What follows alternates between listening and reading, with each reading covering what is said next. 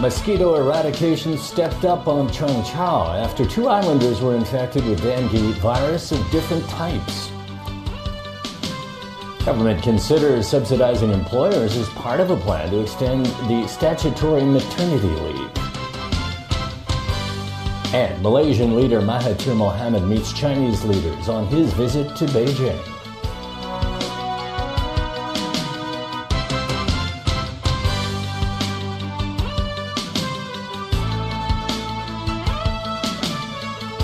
Hello, good evening. The government is assessing the public health risk after 2 Changchao residents were confirmed to have been infected with dengue virus of different serotypes. An expert calls the island a high-risk zone as secondary infections with different serotypes of dengue virus can lead to severe cases. Kina Chu has more. The Food and Environmental Hygiene Department carried out disinfection work on Changchao this morning. 16 people were confirmed to have contracted dengue fever locally in the past week. 2 of them are Changchao residents. To make matters worse, they were infected with different serotypes of dengue virus. That's because dire consequences may arise when someone who has previously contracted the dengue virus is infected again with the virus of a different serotype. One is bleeding. The second is plasma leakage. There would be hypotension and severe shock. In such cases, usually they would require intensive care units care. The 2 Changchao patients live roughly 2 kilometers apart. A 52-year-old man on Santun Road has dengue virus serotype 3. The other patient, an 84-year-old woman dwelling on Hillside Road, has dengue virus serotype 1. Neither of them had visited the Lion Rock Park during the incubation period. According to the infection specialist, dengue fever typically comes in 4 types.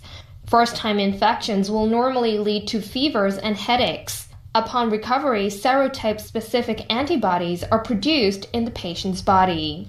However, in times of a second infection, the patient can suffer from dire consequences such as coma and organ failure if the newly caught virus is of a different serotype, which cross-reacts with the previous one. This Changchao resident is frightened and would rather stay indoors. With a less than 200-meter activity range, one may wonder how the Asian tiger mosquito, the carrier of the dengue virus, made its way to the outlying island. For example, in cars, in different sort of ships, and therefore there remains a risk where these mosquitoes can then be spread out from Changzhou.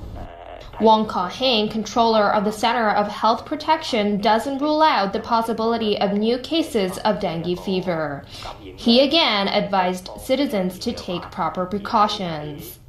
Meanwhile, a government cross-departmental meeting discussed dengue fever today. A statement issued later said the government would step up anti-mosquito measures, especially in areas where cases have been found. Kana Chu, TVB News. Deputy head of the Basic Law Committee says there's not enough evidence yet to prosecute independence advocate Andy Chan for sedition. Still, Maria Tam believes a roadmap to national security legislation in the SAR will come out gradually. Sharon Tang with more. Never-ending comments after Hong Kong independence advocate Andy Chan gave a luncheon speech at the Foreign Correspondents' Club. First, Zhang Xiaoming, director of the State Council's Hong Kong and Macau Affairs Office, condemned Chan for violating the seditious intention under the Crimes Ordinance. Today, Maria Tam, deputy director of the Basic Law Committee, also spoke on the issue. She said there were elements of sedition in Chan's advocacy, but this may not be the most opportune time to prosecute him. The element of hatred, contempt, or disaffection is there, but you need a little bit more evidence to show its effect on other people, and I am not in possession of any evidence to that extent.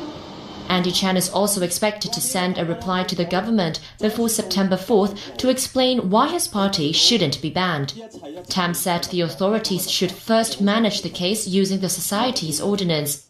On another note, she highlighted that the city's legal system is flawed without the presence of a national security law. Still, she said through recent discussions, Hong Kong people can better understand how to strike a balance between freedom of speech and national security, which would eventually pave the way for implementing Article 23 of the Basic Law. Would these comments from top officials prompt the government to do anything? Chief Executive Carrie Lam did not take any questions on the matter. Outside the police headquarters, more than 20 members of an anti-independence group called for zero tolerance of Hong Kong independence advocacy. They requested the police to arrest Andy Chan as soon as possible. Sharon Tang, TVB News.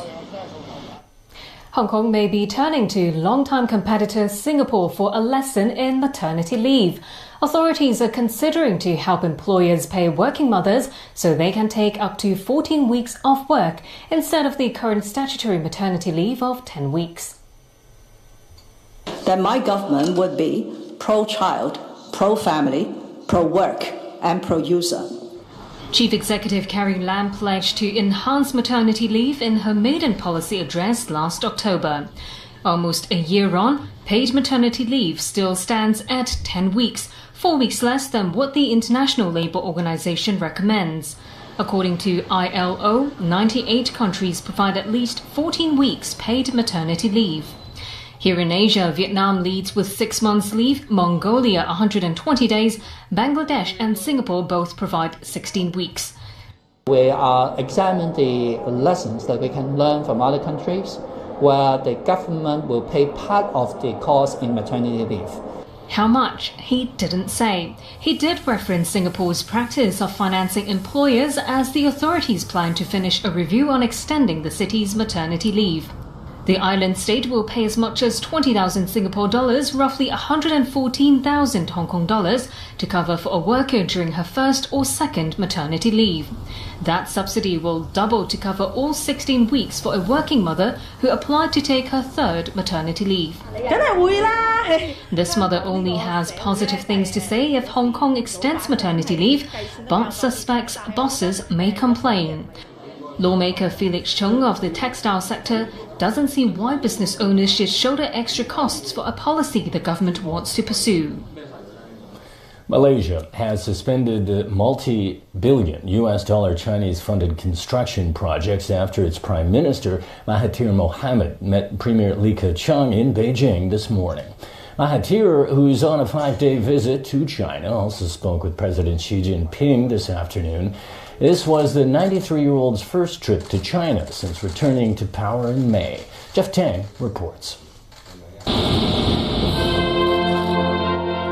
Malaysian Prime Minister Mahathir Mohamad was given a full state welcome by Premier Li Keqiang at the Great Hall of the People this morning with all the bells and whistles.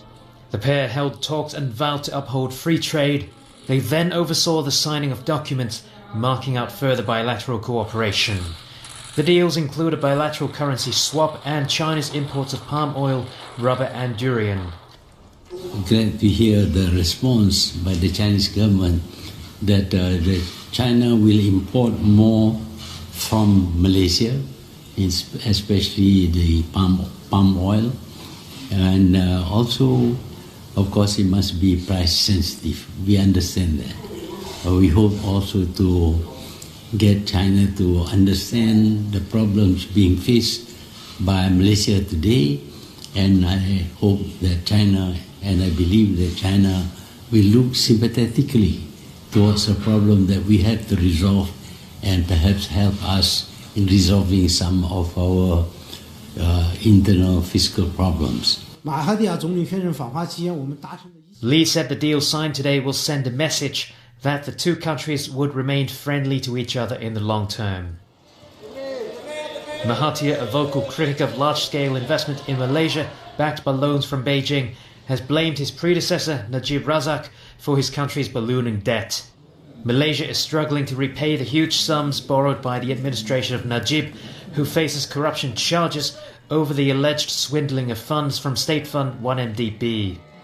However, it is believed Mahathir made no mention of Loh Tak Joe, the Malaysian financier wanted for his role in the 1MDB scandal. Malaysia believes Loh was harboured in China and may request his extradition. Foreign Ministry spokesman Lu Kang said he was not familiar with Loh's case, but China in principle is willing to start normal legal cooperation with other countries. Jeff Tang, TVB News. Dozens of elderly South Koreans crossed the heavily fortified border into North Korea today for heart-wrenching meetings with relatives they haven't seen in decades. The week-long event comes as the rival Koreas boost reconciliation efforts amid a diplomatic push to resolve a standoff over North Korea's drive for a nuclear weapons program. The three-day visits are divided into two separate rounds. The temporary reunions are highly emotional because most participants are elderly people eager to see their loved ones at least once more in their lifetime. Most of the families were driven apart during the 1950-53 Korean War, which ended in a ceasefire, not a peace treaty. And still ahead. Fresh earthquakes in Indonesia leave about a dozen people dead. In India, measures to guard against the spread of disease after the worst floods in a century hit a southern state. And an electronic handbook to help local marathon participants reduce plastic waste.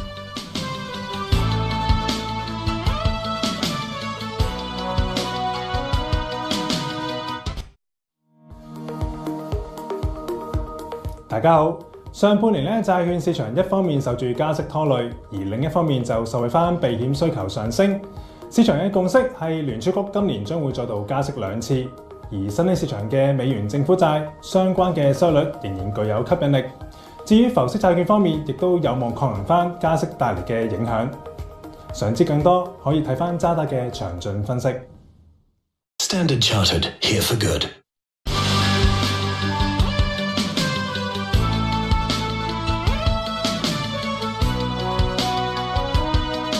Welcome back to TVB News. At least a dozen people were killed when a series of strong earthquakes once again rocked the Indonesian islands of Lombok and Sumbawa over the weekend. This comes 2 weeks after a strong earthquake on Lombok killed 460. Alan Bookney reports. A magnitude 6.9 shallow quake that hit the northeast of Lombok last night was followed by several aftershocks. Several smaller quakes shook the island earlier in the day.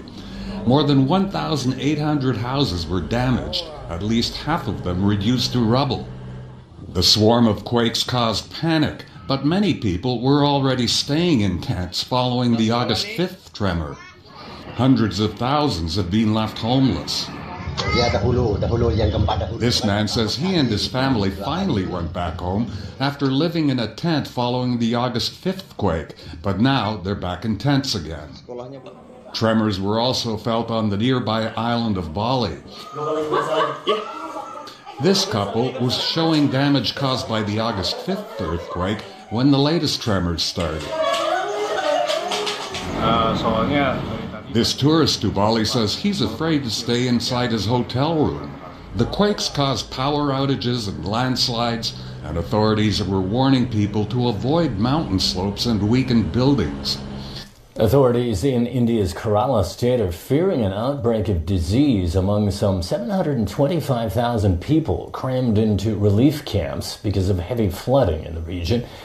Torrential rain that's been pounding Kerala state for almost 2 weeks finally let up, giving some relief for the thousands of marooned families. Relief trucks distributed food, water, and clothing to those relying on aid to survive. Incessant downpours since August 8th have caused the worst flooding in a century in the southwestern state. Back locally, 3 months after a deadly lift accident, authorities attributed the cause to a broken brake system. It was here action shows Paris court that a woman was found dead after she tried to enter a faulty lift in May. She landed in the lift shaft after being dragged up as a component in the braking system wasn't lubricated and failed to work properly. As the Electrical and Mechanical Services Department said, a routine check was conducted 2 days prior to the incident. The victim's son thinks the lift contractor should be accountable for dereliction of duty. As Hong Kong gears up for further marathons, a Green Group said the environment is paying a high price as event organisers fail to reduce plastic waste. Pinky Wong has more. The Green Earth observed 15 marathon competitions held in the city from October to December last year.